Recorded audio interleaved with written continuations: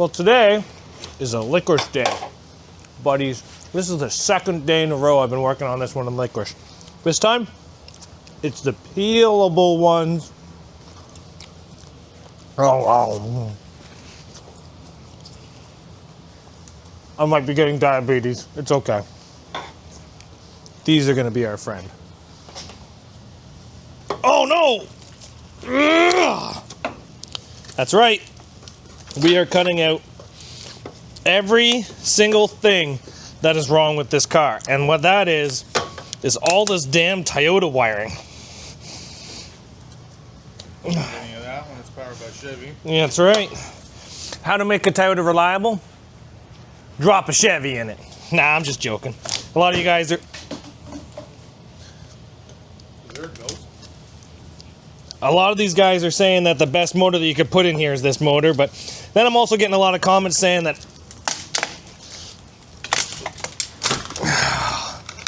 Oh my God! What's that? I don't know. Pins? Needles? Pins and needles. Yep, they're good pins and needles. But yeah, a lot of people are saying like, oh, taking the Toyota motor out of that's the worst part of taking out the most reliable thing. Buddy, the most reliable thing inside this car is me. There's a couple plugs that we're gonna save, but most of it is just scrap. So let's cut all these out, take out the heater core, and we'll be right back. I'm just gonna get a grinder and just cut it with a fucking grinder because that shit sucks.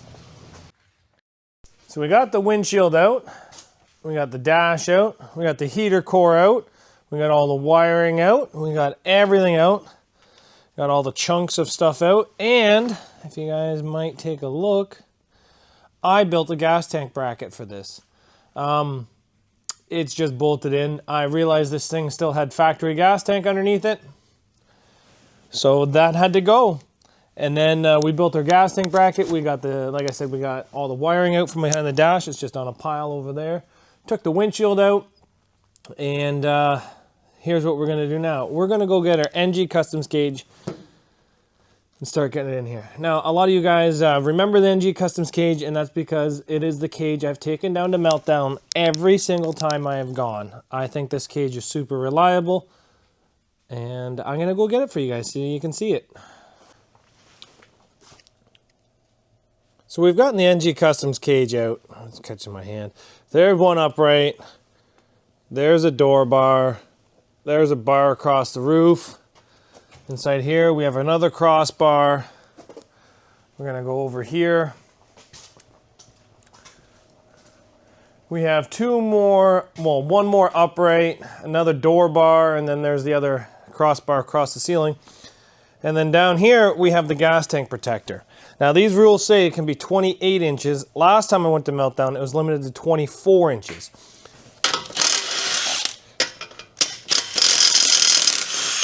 So some of the questions I get asked about these cages a lot is, do I think these are better for a custom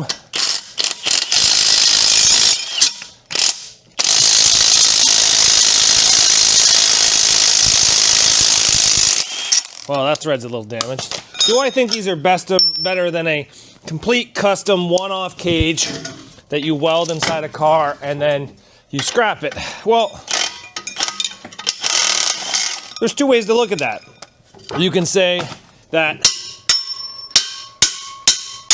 maybe that's why these bolts are damaged. You can say, well, this one's better because it can be used multiple times in multiple different cars, which is an advantage. But then you can also say that it's not as strong as the other ones, which is true. This is not as strong. It does not reinforce your car as good as the other ones, and it does have a lot more points of braking. But I think my total investment into this, I think I bought this one used for $500, and then I built this, which was another basically $100 that I cut apart and reused. So I think maybe $200 because there's two of them. I think I'm $700 into this, and this has been in like, I'm gonna say 10 different cars, maybe more.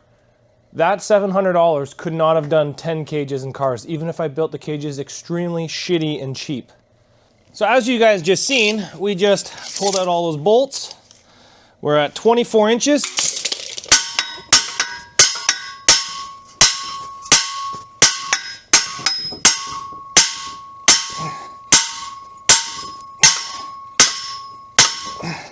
They're very loud. Whew. We're at 25 inches.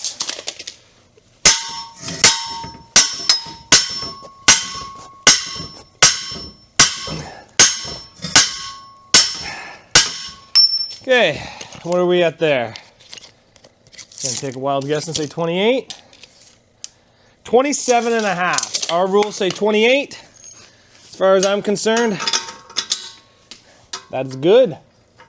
So, let's get this thing in the car. Well, we have to put a couple bolts back in and then we'll get it in the car. Oh, so nice. If this was a regular cage, I'd have to cut it, get new steel, re-weld it. It wouldn't just be simple undo 3 bolts and go from there. But let's get this back in the car.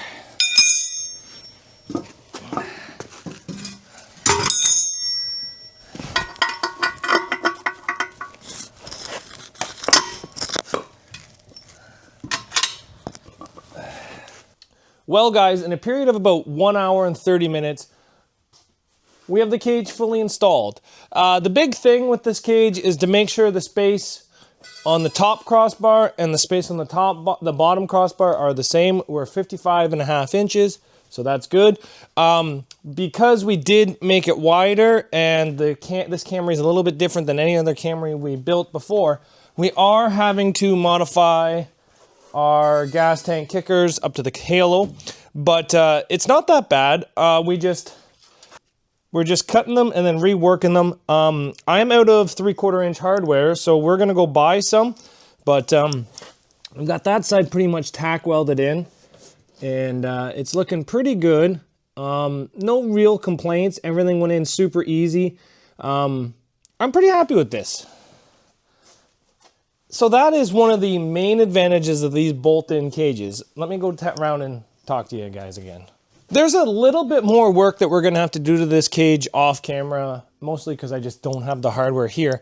But we're gonna go buy some 1/2 inch hardware, we're gonna go buy some 3/4 hardware, and then this is done. This is what I really like about this cage. It's quick install and you can just take it apart, collapse it. It stores in such a small space. If you guys ever have the chance to buy a fully adjustable bolt-in cage, I would highly recommend it. Highly.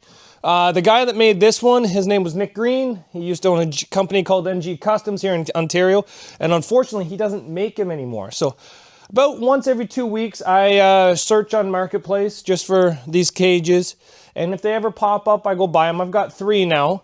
And I should have bought more when he was making them. I actually pay more for the used ones than I did for the original one from him. So, kind of funny. But I've had 0 complaints over the years with these cages. And I think they're great. Some of the welds are starting to let go. I'm just going to re-weld them. There's a lot of spots that need a little bit of touching up that I'm probably going to do when I'm welding the back of this crossbars in, but these are going to be removable. So is this cage as good as a fully welded in cage? No. Strength wise, no. Cost wise, easeability, reusability, yes. I think that I would rather sacrifice one thing to feed another so much more, and I love this cage. I am a firm believer in these cages. There's a company out there that was making them, and I should have bought some of theirs, but they were a little bit different, so they weren't compatible, so that kind of sucked. But no, I'm overly happy with this, and I think that it's going to be another good run on this cage. So with that, I think the cage is done. We do have to go buy hardware. Don't worry, the cage is done. It's the exact same cage I've ran at Meltdown every time I've gone, so I know it's going to pass the rules. I don't have any worries about that. And now that we're getting to this point, we might see if this thing runs. We're almost maybe 1 or 2 more videos away from seeing if this car actually runs. You know what? Maybe we will do the trunk before we hear this thing run. I think it's gonna run. I do have to find my ECU though. I do not know where my ECU is. Whatever, we'll figure it out. But thanks for watching, guys. We got quite a bit done here today. My goal was to get the cage in, and I'm just a little bit of hardware short from getting my goal done. So I'm pretty pleased. Thanks for watching, guys, and we'll see you back here later on Zach's Workshop.